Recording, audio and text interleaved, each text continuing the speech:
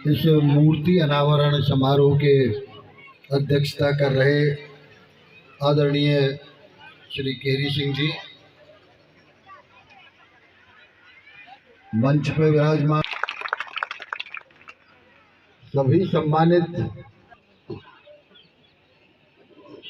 भारतीय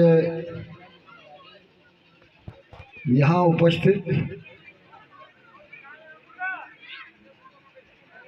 मातृशक्ति, एक छोटे भाई की मूर्ति का अनावरण।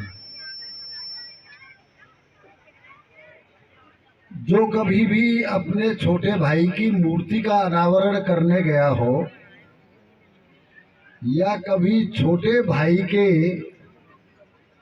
जाने के बाद बिस्तर पर बैठना पड़ा हो, उसके दुख को केवल वही जान सकता है।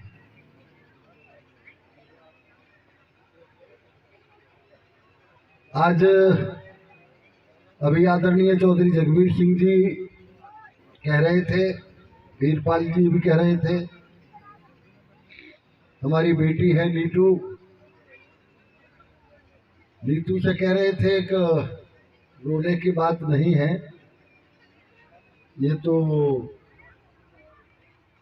सबको आना जाना होता है, लेकिन तुम्हें इस बात का गर्व है कि एक देश की रक्षा के कार्य में शहीद हुआ और इस बस्ती का पूरी का नाम किया।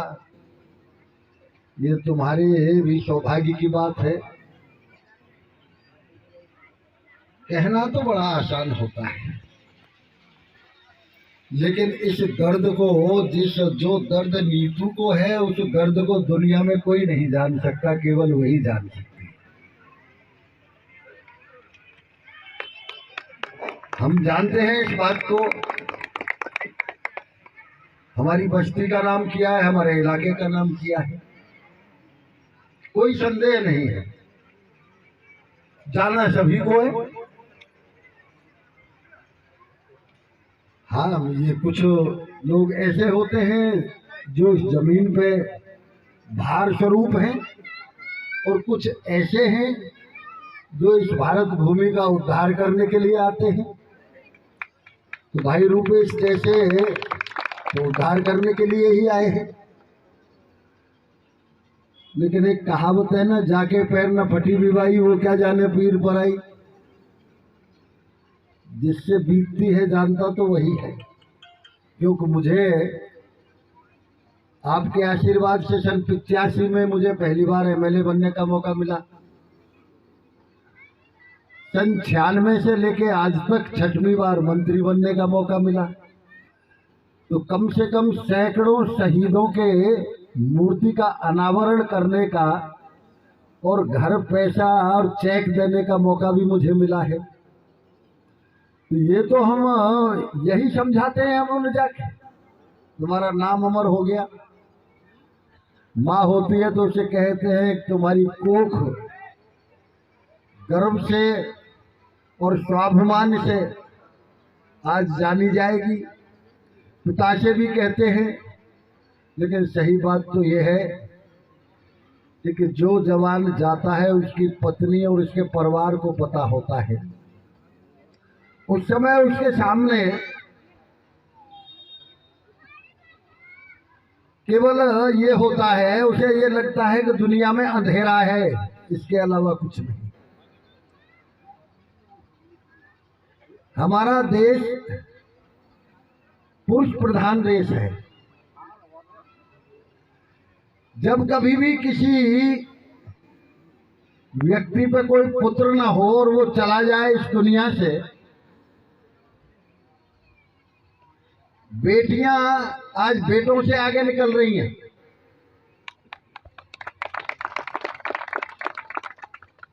पंडित जवाहरलाल नेहरू का नाम जो इंदिरा जी ने किया, कौन पुत्र कर सकता है? महारानी लक्ष्मीबाई ने 23 साल की उम्र में जो नाम किया, कौन कर सकता है? इसमें कोई संदेह नहीं है।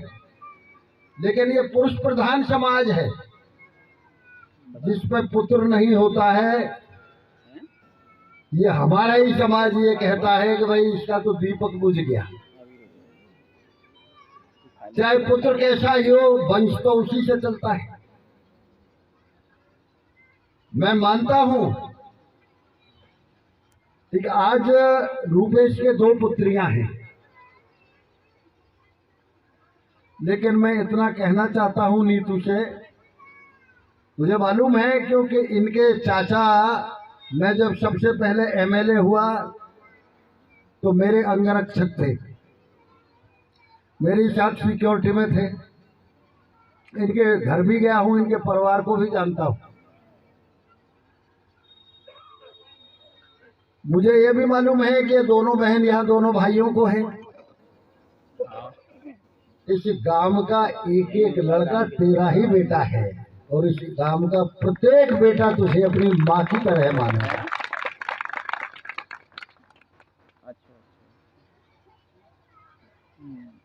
जिनकी वजह से आज हम, क्या आप ये समझ रहे हैं कि ये जो अधिकारी बैठे हैं, आपने सेवा की है क्या? 50,000 रुपए महीने के लिए सेवा की है आपने?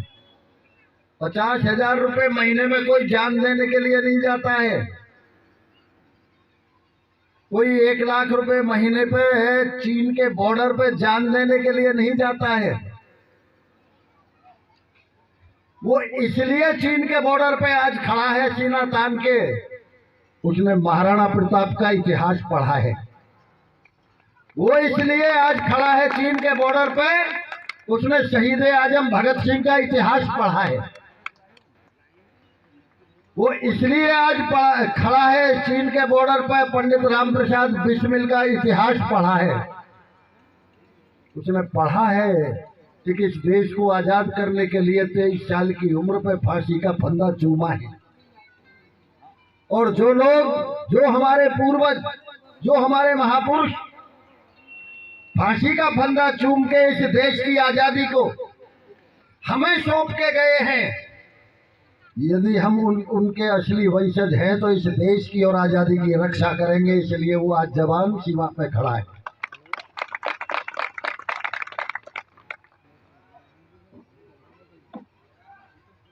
निसंदेह मुझे आज स्वामी विवेकानंद की वो पंक्ति जो उन्होंने विश्व धर्म सम्मेलन में कही थी, जब विश्व धर्म सम्मेलन में स्वामी विवेकानंद गए तो वहां जो जज जूरी बैठी थी 5 जजों की, वो सभी से पूछ रहे थे,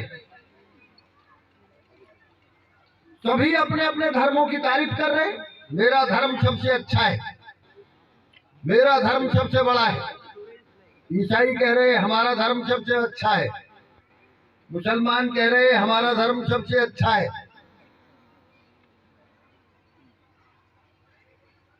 जब स्वामी जी को पूछा, स्वामी जी ये जो कह रहे हैं क्या इनके धर्म अच्छे हैं या आपका धर्म सबसे बड़ा है?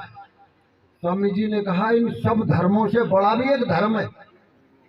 तो सबने ये सोचा है कि सनातन धर्म की बात करेंगे, वैदिक धर्म की बात करेंगे। जब उन्होंने कहा स्वामी जी इन सब धर्मों से बड़ा धर्म कौन सा है, तो आदरणीय स्वामी जी ने कहा इन सब धर्मों से बड़ा राष्ट्र धर्म है, राष्ट्र धर्म से सब धर्म छोटे हैं। जो राष्ट्र धर्म, मेरा जो नौजवान देश की रक्षा के लिए जाता है उसे राष्ट्र धर्म याद होता है। उसे ये याद नहीं होता है कि मैं बरामई का हूं, मैं शादाबाद का हूं, मैं मथुरा का हूं, मैं हिंदू हूं, मुसलमान हूं, पंडित हूं, जाट हूं, ठाकुर हूं, गुजर हूं, मैं उत्तरांचल का हूं, मैं पंजाब का हूं। उसे ये याद नहीं होता। उसे केवल एक बात याद होती है, राष्ट्र मेरा है और मैं भारतवासी।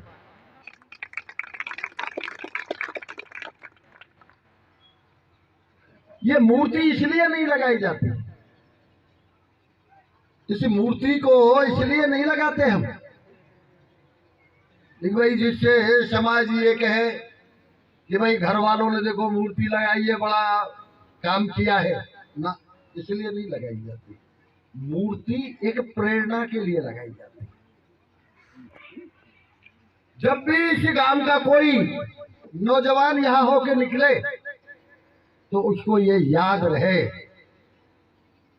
मेरे बड़े भाई ने, मेरे चाचा ने, मेरे ताऊ ने, आगे आने वाली और पीढ़ियां, मेरे पूर्वज ने इस देश की सेवा के लिए अपने प्राणों की आहुति दी थी, इसलिए ये मूर्तियां लगाई जाती।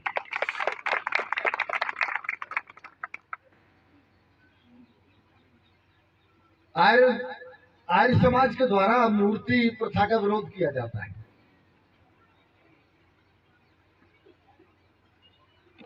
मैं उस मूर्ति प्रथा की बात नहीं कर रहा हूं। मैं इसे जोड़ते हुए ये बात कह रहा हूं केवल कि यदि किसी भी व्यक्ति से ये कहा जाए कि तुम इस छत पे चढ़ जाओ तो उसे सीढ़ियों की जरूरत पड़ेगी, सीढ़ियों से ही छत पे चढ़ेगा। कोई भी व्यक्ति यदि देशभक्ति का पाठ पढ़ेगा तो उसे किसी न किसी इतिहास की जरूरत होगी, और वो इतिहास ये मूर्ति है। इसलिए आदरणीय चौधरी जगवीर सिंह जी ने बहुत अच्छी बात कही थी। हम अच्छी तरह से जानते हैं यही जो पत्थर है, यही पत्थर भगवान राम की मूर्ति बन सकता था, यही भगवान शिव की मूर्ति बन सकता था। ये तो जो आर्किटेक्ट है, कलाकार हैं, वही बना देते। लेकिन जब उस पत्थर को तराश के कोई रूप दे दिया जाता है, उस रूप की ही पूजा होती है। उन्होंने एक बात कही चौधरी जगवीर सिंह जी ने, जब कोई निकले, छोटा सा था, हमारी चौपाल पे कोई आदमी हो या ना हो, लेकिन जब हमारी माता बहनें निकला करती थी तो पर्दा कर लेती थी, और कोई भी बुजुर्ग निकलता था तो चौपाल पे हो या ना हो, बिना राम राम करे नहीं निकलता था। ये हमारी संस्कृति है। तो जो कोई व्यक्ति सामने होके निकले वो कम से कम प्रणाम करके निकले, यही इनका असली सम्मान है, यही असली शहीद को हमारी श्रद्धांजलि होगी। शिक्षा हमारा दूसरे नंबर में यहाँ समस्त, क्योंकि आप सब लोग ज्यादातर देश की सेवा में रहे हैं, हमारा सबका फर्ज है। जिस तरह से मैं ये कह रहा था कि किस गांव का एक एक लड़का नीतू का बेटा होगा, उसी तरह से इस गांव के और इस इलाके के प्रत्येक व्यक्ति का, हमारा सबका ये फर्ज है कि इस परिवार को हम अपना परिवार मान के इनकी हर संभव सहायता करने की कोशिश करें। हमारा ये फर्ज है, यही तो अपनत्व है। इसी अपनत्व के लिए तो प्राणों की बाजी लगाए बैठे हैं वहां। इसलिए आज मुझे कल सुबह जाना था लखनऊ, मैंने सोचा कि आज मैं आ नहीं सकता। हमारे मित्र हैं, अलीगढ़ जिले के अध्यक्ष भी हैं, एमएलसी भी हैं, ऋषिपाल सिंह जी, वो मुझसे कह रहे थे आप आ जाओ, मीटिंग में हैं, फिर हम साथ ही चलेंगे। आज भी मुझे टेलीफोन कर रहे, कहने लगे कि 5 बजे तक मैं पहुंचने की जरूर कोशिश करूंगा। तो मैं उनसे ये कह रहा था, मैंने कहा 1 बजे का समय है, मैं ज्यादा से ज्यादा 2 बजे पहुंच जाऊंगा, 2:30 बजे पहुंच जाऊंगा, इससे ज्यादा लेट तो नहीं हो पाऊंगा।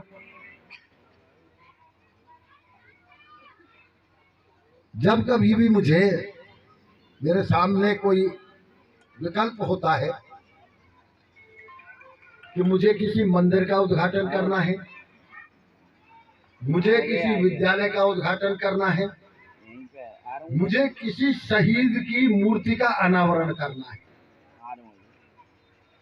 क्योंकि मथुरा में जन्म लिया है मैंने, वो भी नंदगाम बरसाने में जन्म लिया है। तो मंदिर आप सब भी है और मैं तो ऐसी जगह पैदा हुआ हूं। लेकिन जब मेरे सामने ये तीनों विकल्प होते हैं तो मैं सबसे पहले मूर्ति, शहीद की मूर्ति के अनावरण को चुनता है।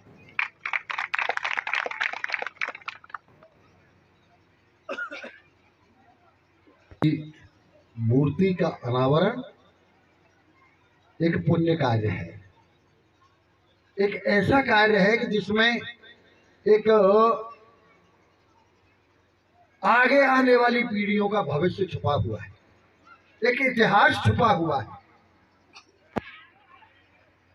जिन लोगों ने हमारे लिए प्राण दिए हैं, जिन लोगों ने हमारे लिए बलिदान दिए हैं, देखिए फिर मुझे वही बात याद आ रही है।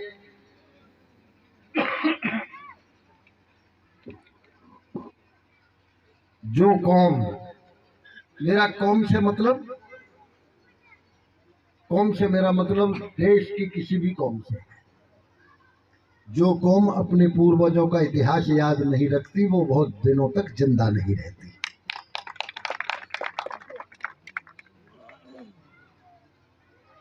हमें अपने, आज हम इसीलिए तो जिंदा हैं, आज इसीलिए तो भारतवर्ष का इतिहास गौरवशाली है, और इसीलिए तो आज हमारे 300 और 200 जवान निहत्थे होकर भी दूसरे देश के जवानों को मार रहे हैं, दूसरे जवानों को पछाड़ रहे हैं। इसीलिए तो हमारा इतिहास गौरवशाली है। दुनिया में कोई इतिहास नहीं है कि किसी ने घास की रोटी खा के अपने धर्म की रक्षा की हो। दुनिया में कोई इतिहास नहीं है कि जहां बाप के सामने बेटे दीवारों में जिंदा चले जा रहे हों, इसके बावजूद भी बाप धर्म पे डटा हुआ हो। ये हमारा ही तो इतिहास है, और इस इतिहास को याद करने के लिए मैं मानता हूं अब तो हम लोग थोड़ा समर्थ हैं, नहीं तो हम कोई राजा महाराजा तो थे नहीं। हमारे बुजुर्गों के इतिहास तो कहीं लिखे नहीं गए। इतिहास तो उन लोगों के लिखे गए जिन्होंने अंग्रेजों की दलाली की, उनके इतिहास लिखे गए। लेकिन जो हमारे इतिहास है, वो इतिहास हमारे आज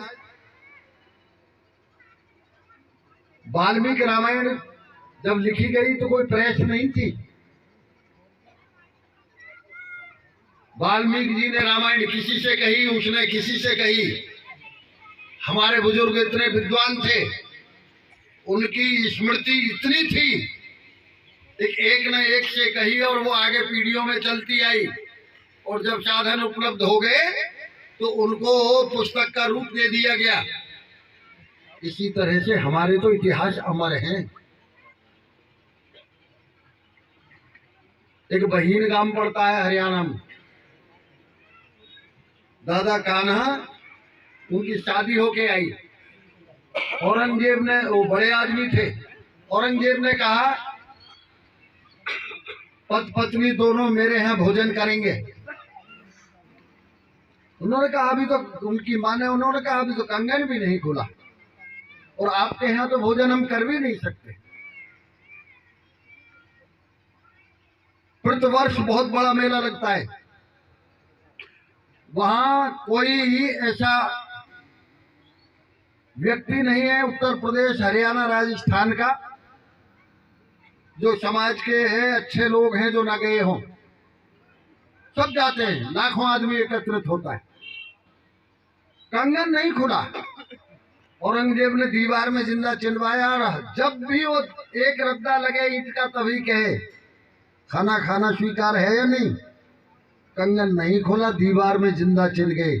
इतिहास कहीं नहीं है, लेकिन बुजुर्गों को 300 वर्ष का इतिहास याद है।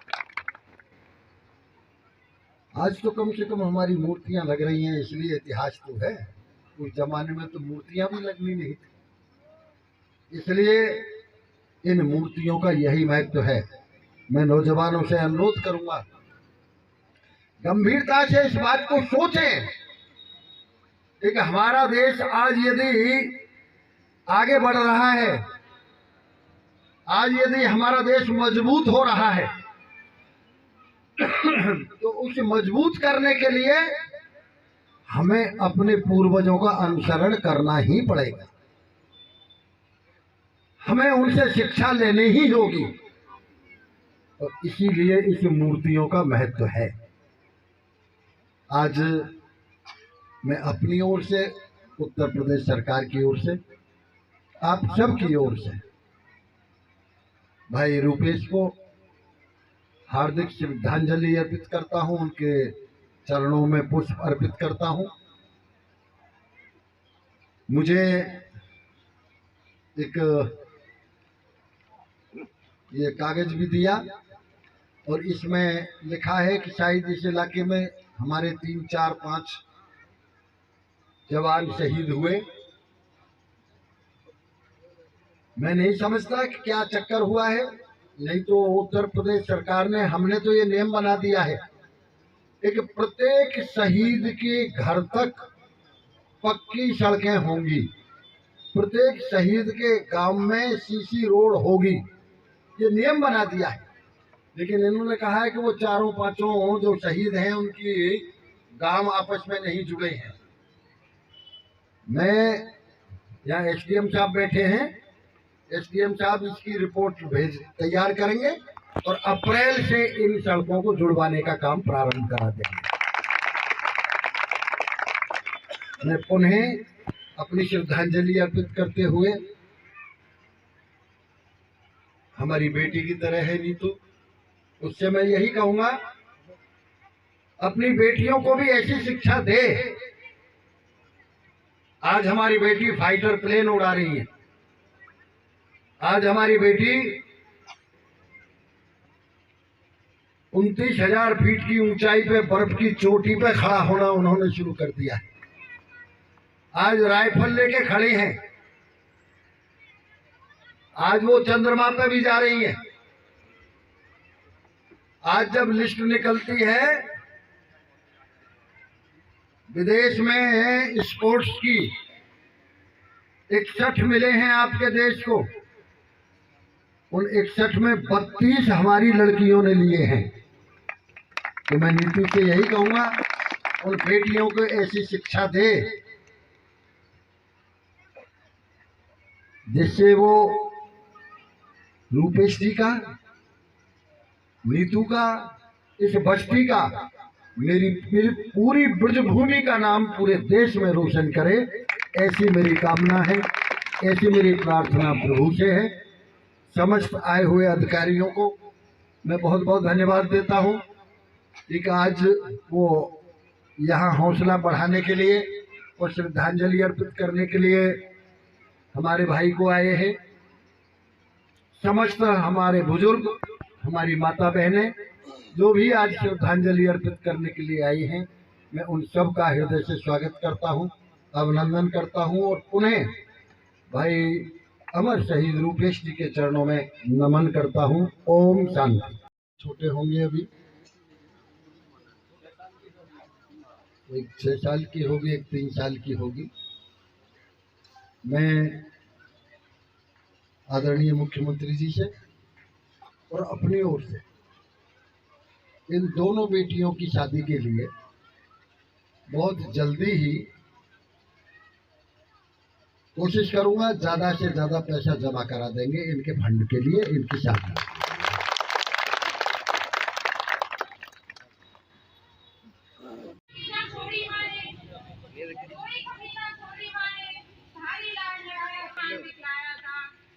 ने देख ले, बड़ा राम और छोटा लक्ष्मण, बड़ा राम और छोटा लक्ष्मण, ऐसा रामायण पाठ पढ़ाया था, ऐसा रामायण पाठ पढ़ाया था।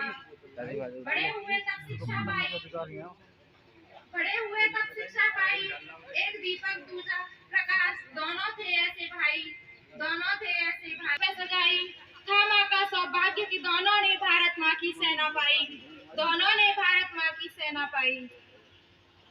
माँ अपने जिगर के टुकड़ों को अपने से दूर करती है और अपने दोनों बेटों को क्या कहती है, दोनों को समझाती है, क्या कहती है माँ, थोड़ा इतना तो सहना पड़ता है बेटा जीवन में, कितने फूल चले जाते हैं अपने प्यारे चमन से, उड़ी जाते हैं अपने प्यारे गगन से। इसके आगे और क्या कहती है माँ? माँ की आंखों में आंसू भरे हुए होते हैं। दोनों बेटे सुनते हैं और कहती है, राहों में कितनी बुरी भली चलती है लाल हवाएं, कुछ ना होने दूंगी तेरे साथ है मेरी दुआएं, कुछ ना होने दूंगी तेरे साथ है मेरी दुआएं, जहाँ भी मेरा लाडला जाए जाके फूल खिलाना, बुरे समय में किसी और को बिल्कुल नहीं सताना, बुरे समय में किसी और को बिल्कुल नहीं सताना। हाँ? दोनों बेटों की आंखों में आंसू भर आते हैं और कहते हैं, तो बात करूंगा ना 1 घंटा बाद। काश मेरी आंखों में मेरी माँ का काजल होता, दिल से कभी न रोता मैं फिर अखियों से ही रोता, दिल से कभी न रोता मैं फिर अखियों से ही रोता। मेरी माँ एक लाड लड़ाती क्यों रोया है बेटा, ऐसी क्या गलती मेरी जो तू मुझसे रूठा, ओ परदेश में जाने वालों माँ से जरूर मिलना, तू तन्हा रह जाए तो दिल छोटा ना करना, तू तन्हा रह जाए तो दिल छोटा ना करना। दोनों बेटे माँ की इंडियन आर्मी ज्वाइन कर लेते हैं। दोनों बेटों की विदाई कर देती है माँ। माँ के घर में मानो खुशियों की बौछार हो जाती है। इससे आगे क्या होता है? बजे ढोल और नगाड़े, दो प्यारी परियों ने दस्तक पाई, था खुशियों का माहौल बहुत, जब माँ के द्वार बजी शहनाई, माँ के द्वार बजी शहनाई। यानी माँ के दोनों बेटों का विवाह संपन्न होता है। बीत रहे खुशियों से दिन, माँ ने तभी सुख सराहा था, बीत रहे खुशियों से दिन, माँ ने तभी सुख सराहा था, कुछ समय पश्चात ही बेटों ने बाप का साया खोया था, बाप का साया खोया था। सब्र किया, माँ ने सब्र किया, बेटों को पकड़ संभाला था, माँ ने सब्र किया, बेटों को पकड़ संभाला था। उसी माँ ने बेटों को फिर से चांद दिखाया था, फिर से चांद दिखाया था। अपनी पीड़ा करी परे माँ ने परिवार संभाला था, अपनी पीड़ा करी परे माँ ने परिवार संभाला था। आओ झुककर करे सलाम जिस माँ ने ऐसे बेटों को पाया था, जिस माँ ने ऐसे बेटों को पाया था। जिस माँ के बारे में और उन दो बेटों के बारे में मैं यहाँ आपको बता रही हूँ, वो यहाँ उपस्थित है। जिसको मैंने राम की उपाधि दी वो यहाँ बैठे हुए हैं मेरे मानवीर सिंह भाई, और जिन्होंने मैंने लक्ष्मण की उपाधि दी आज वो वहाँ है जिन्हें आप यहाँ देख रहे हैं। मैं अपने मानवीर भाई के लिए बस 2 लाइन व्यक्त करना चाहूंगी। आसमां की बुलंदियों पर नाम हो आपका, आसमां की बुलंदियों पर नाम हो आपका, चांद की धरती पर मुकाम हो आपका, चांद की धरती पर मुकाम हो आपका। हम तो रहते हैं एक छोटी सी दुनिया में, हम तो रहते हैं एक छोटी सी दुनिया में।